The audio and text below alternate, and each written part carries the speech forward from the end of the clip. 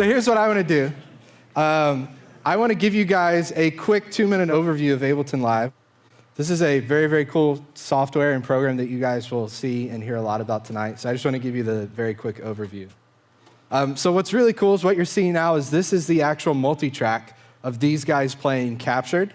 I didn't steal it from them. We actually offer that on MultiTracks.com, which is really cool. It's the original artist master recording. So what's really neat is if you guys want to do this song on Sunday, then we can just press play here.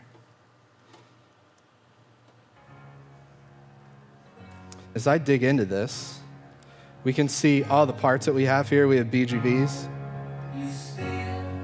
So this cool little vocal part, right? Little vocoder thing. So as we play this, let's listen for a second.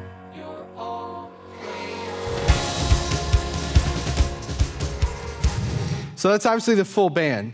Now, if you're just, a guy by yourself and you're like on stage with an acoustic, it might go over well in your church to just stand there and play acoustic and have BWAC play drums for you on the track. And if that works for you, that's great. But if you're in a situation where you have a full band, and maybe you just need the stuff you guys can't pull off, so we can take the drums out, we can leave the percussion, let's leave the tambourine, the loop, the effects, take the bass out, take the acoustic, and we can take all the guitar stuff out. There we go. And if I want to listen to a part, I can go in and solo. Okay, so there's a piano part. I probably can have someone cover that. So what's cool is I can really customize this to where it's exactly what I need. What's nice about Ableton is there's 2 views to Ableton. And if you guys are familiar with Ableton, I get this question all the time. Should I use arrangement or should I use session view? And the answer is yes, you should use both. And it depends on your situation. And what's cool is you're going to see how BWAC does things here in a second. And we'll maybe go back and forth and you'll see some other ways to do stuff too.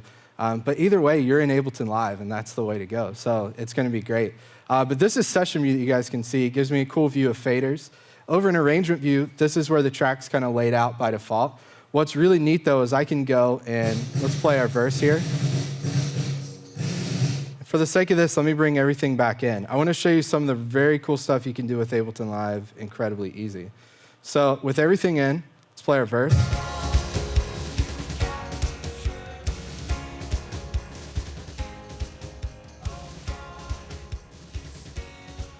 So I really like this song, but I have to admit, these guys don't do it right? Every time I hear this song, I think, man, after the second verse, I really want to go straight to the bridge. So let's do that.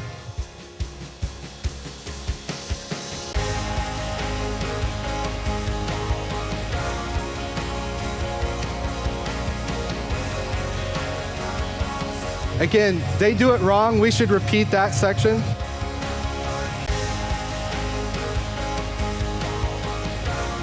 And the truth is, this song is just way too fast, right? So let's just slow it down. It's not way too fast. It's perfect, but I'm going to slow it down because I can. Right? So I could slow that down. Depending on who's doing this song, it may not be the right key for you. So let's get to a chorus and let's change the key.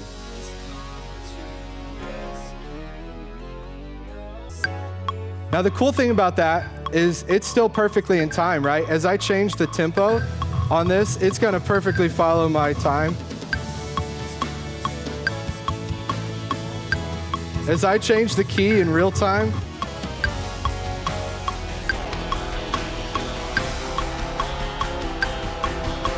sounds like a Disturbed song or something. We probably shouldn't go that low, right? But what's so cool about this is we're doing all this stuff real time. I don't have to go to another program, do this, bring it back in. But let me show you my favorite thing, one of my favorite things about Ableton Live. Let me see what key we ended in. This could be very bad. Okay, all right, I think we're back to normal. What's really cool about this is this thing called key mapping. And I can take anything in Ableton Live. When I go up here to key, everything that turns orange, I can map that to a key on my keyboard. So if you get anything from MultiTracks.com, you're going to see we have some preset key mappings. But I'm a rebel, so I like to do things my own way. So I'm going to go in here to this one. I'm going to delete that. I'm going to assign it to R. This is one of the nice things about Live, is it pops up and says, hey, R is already assigned to something. Hey, stupid, you may not want to assign one thing to 2 things. But that's good. I actually want to assign this to just this and remove the other mapping. So now R is going to become a repeat button for me, which is really, really nice. So I could get out of this, and I could start, let's go to this intro.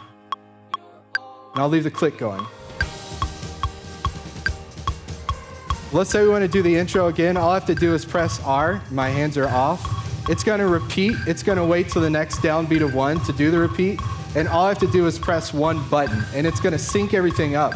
So as worship leaders, how many times have you done a song with click and loop, and as you talk and welcome the congregation, you're thinking, okay, I have 8 measures, I have to read the scripture, I have to talk, and as you're praying, suddenly you just have to wrap up and get in the song, and everyone's like, what is this guy doing?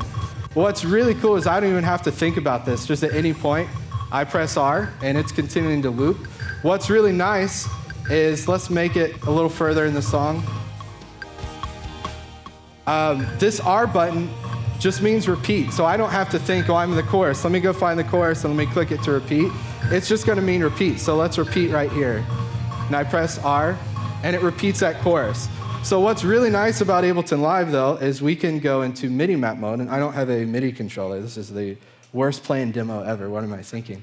I could take anything that sends MIDI, foot controller, drum pad controller, a mini keyboard, anything, iPad, and if it sends MIDI, I plug it right into Ableton. I click what I want to assign and do that. So if you're a worship leader and you're triggering clicks and loops, imagine having a foot controller and being able to do everything I just did with your feet. Or if you're a drummer, having a drum pad and be able to trigger things with a drumstick and not have to walk away from the kit like that, which is very, very cool.